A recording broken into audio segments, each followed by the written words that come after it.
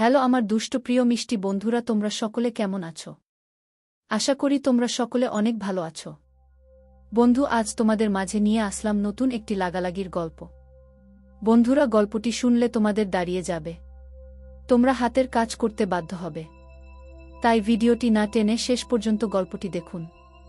চলুন বন্ধুরা, আর কথা না বাড়িয়ে গল্পটি শুরু করি। কিছুক্ষণ আগেই তুলি বেগম সকলকে নিয়ে যার যার রুমে ফেরত গিয়েছে। অনেক হয়েছে হাঁটাহাঁটি, রিসোর্ট দেখা। এর মাঝেই পিহু আরজি জানালো সে একা আরও কিছুটা সময় এখানে বসে কাটাতে চায়। তার আরজি মেনে নিলেন তুলি বেগম, কিন্তু আদেশ দিলে বেশি সময় না থাকার। বেঞ্চের পিছনের দিকে নিজের পিঠ ঠেকিয়ে শূন্য আকাশের দিকে মুখ করে তাকিয়ে আছে পিহু। মস্তিষ্কে চলছে তার হাজারো ভাবনা, জল্পনা, কল্পনা। তাদের টিমে কিছু সমস্যা দেখা দিয়েছে, কিন্তু সেটা বড় বিষয় নয়। ফ্যাক্ট হচ্ছে সমস্যাগুলো সৃষ্টি করছে কে। সমস্যা ততটা গুরুতর নয়। কেউ চাইছে তাদের হোয়াইট স্ন্যাক্স টিমটাকে প্রকাশ্যে আনতে। যেহেতু তারা এই কাজগুলো সবার আড়ালে করে থাকে এবং এতে তাদের সুবিধাও হয় কাজে। কিন্তু কোনো ব্যক্তি কেন চাইবে হঠাৎ তাদের প্রকাশ্যে আনতে? যখন একজন পাপীর শাস্তি পিহু নিজে হাতে দিতে পারে, তার আনন্দ হয়, সুখ অনুভূত হয় খুব করে। মনে এই তো এভাবেই সে তার বাবা মার কাছাকাছি চলে যাচ্ছে। হয়তো তারা ভীষণ খুশি হচ্ছে। শাইমি রুমে এসে চুপচাপ বসে আছে। তুলি বেগম অর্থাৎ তার নতুন মায়ের কথা খানা ভাবাচ্ছে তাকে। দরজায় ঠকঠক শব্দ হল। এবারে শাইমি নিশ্চিত আরশাদ এসেছে।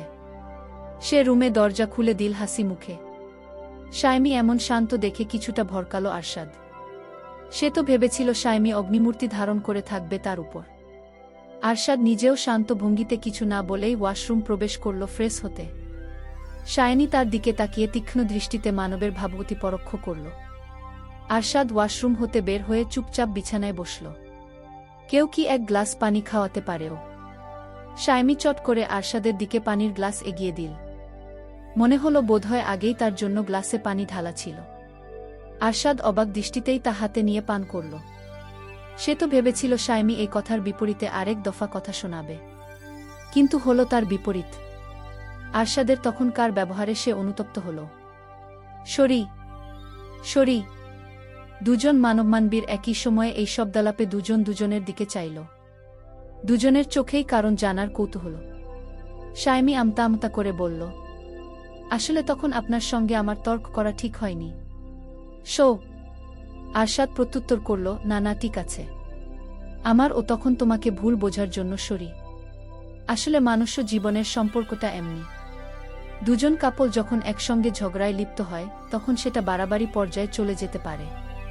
কিন্তু দুজনের একজন ও যদি চুপ থেকে পরিস্থিতিটা হজম করতে পারে, তাহলে সম্পর্কের মাঝে কোনো হাঙ্গামা প্রবেশের পথ স্থির হয়ে রয়। অক্টোবরের শীতল আবহাওয়া যেন রাত বাড়ার সঙ্গে সঙ্গে পাল্লা দিয়ে বাড়ছে। জলবায়ু কি বদলাতে শুরু করল। বছর দুয়েক পূর্বে নভেম্বরের শেষের দিকে ও শীত ছিল হালকা মেঘের মতো। আর এখন তো দেখছি অক্টোবরেই পড়তে শুরু করেছে কুয়াশা আচ্ছন্ন শীতলতা।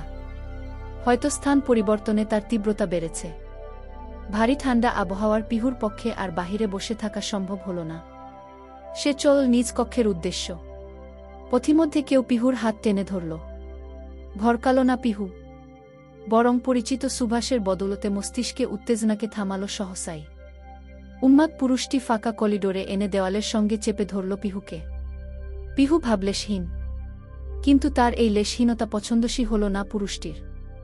আমার দিকে তাকা। মুখ ঘুরিয়ে রেখেছিস কেন? আমার প্রশ্নের জবাব চাই। পিয়মের কণ্ঠস্বরে নীরব তেজ বিদ্যমান। তবুও পিহু শান্ত। কোনো প্রশ্নের জবাব চান পিয়ম ভাই? প্রশ্ন করতে পারেন, আমি উত্তর দিচ্ছি। পিহুর এমন শান্ত জবাবে পিয়ম আরও ক্ষিপ্ত হল। বেয়াদব মেয়েটা বলে কি কোনো প্রশ্নের জবাব চাই?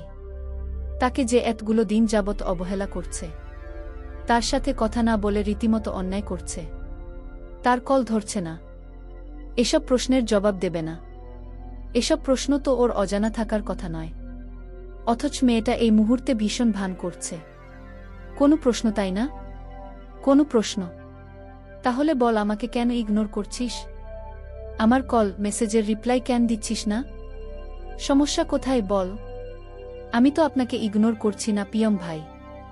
এই যে এখনো আপনার সামনে দাঁড়িয়ে আছি, তাহলে ইগনোর কিভাবে করলাম বলুন? এখন আপনার যদি মনে হয় ইগনোর, আমার তো কিছু করার নেই, তাই না? আর আপনি আমার এত কাছাকাছি দাঁড়িয়েছেন কেন?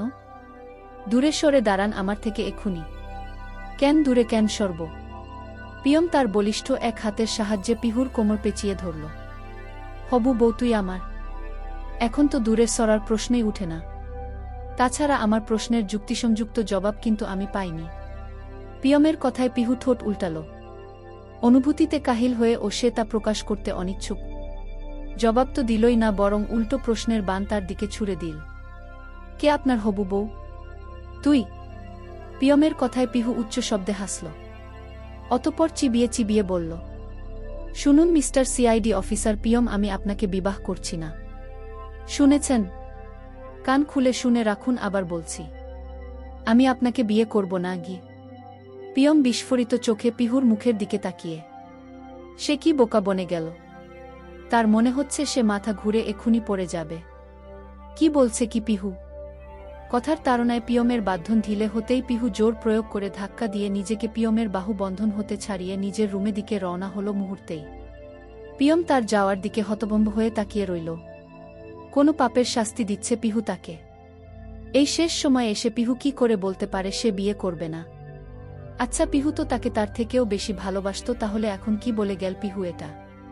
পিয়মের মাথা খারাপ হয়ে যাচ্ছে। পিহু রুমের ঢোকার আগে দেখে শ্রেয়সী, আরাফাত, অন্তিকা আর রাহুল দাঁড়িয়ে আছে রিসোর্টের খোলামেলা বারান্দায়। সে নিজেও এগিয়ে গেল ওদের দিকে। ঠান্ডা বাতাসে দাঁড়িয়ে তোদের কি গল্প করা হচ্ছে শুনি?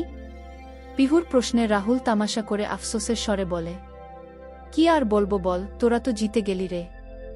একজন বিবাহ করিতেছেন সুপারস্টার কে, অপরজন সিআইডি অফিসার কে। কে বাথে? আমাদের ফাটা কপাল, যদি একখান নায়িকাকে বিয়ে করতে পারতাম। ইস, ভেবেই গায়ে শিহরণ দেয় রে। বোঝ তাহলে বিয়ের পর কি হবে? কিছুই হবে না।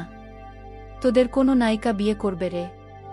যে না তোদের কায়া আবার বিয়ে করবে নায়িকা? শখ আছে রে তোদের বড্ড। পিছন থেকে এগিয়ে আসতে আসতে সায়মি প্রত্যুত্তর করল। ওর কথায় রাহুল বিরক্তি নিয়ে তাকাল। এই তুই সব সময় কথার মাঝে বাগড়া দিবি না তো? ফিলিংসের 12টা বাজিয়ে দিলি। এই তো স্বামীকে রুম রেখে বের হতে বলেছে কেরে তোকে? তুই থাকবি এখন তোর স্বামীর নিচে চাপার পরে?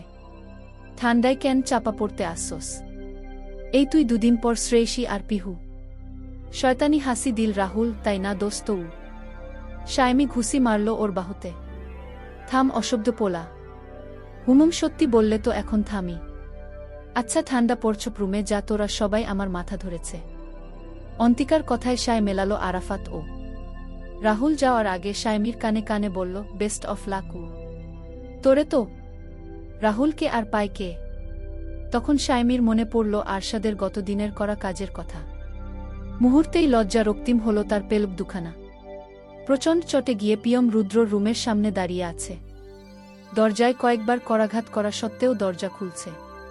প্রায় 5 মিনিট পর রুদ্র দরজা খুলে দিল। পিয়ম তেড়ে গেল তার দিকে। কি পেয়েছে কি তোর বোন? সে বলছে আমায় বিয়ে করবে না। এটা কোনো কথার মতো কথা হলো? বল, উত্তর দে, এমনটা কেন বল পিহু বল। রুদ্র ভাবলেশহীন। বলেছে যখন বিয়ে করবে না তো করবে না। পিয়ম হতভম্ব। এরা ভাই বোন দুটোই এক। কাউকে কিচ্ছু বুঝিয়ে লাভ নেই।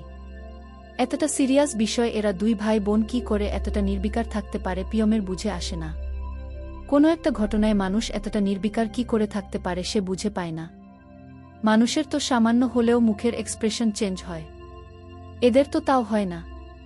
পিয়ম এক পল রুদ্রর দিকে পুনরায় চেয়ে যেভাবে এসেছিল সেভাবেই আবার প্রচণ্ড শব্দ করে দরজা লাগিয়ে বেরিয়ে গেল। রুদ্র 1 মিনিট শান্ত দৃষ্টিতে তাকিয়ে রইল বদ্ধ দরজার দিকে। অতঃপর পুনরায় নিজ কাজে মগ্ন হল, যেন এটা খুব স্বাভাবিক কোনো বিষয় ছিল।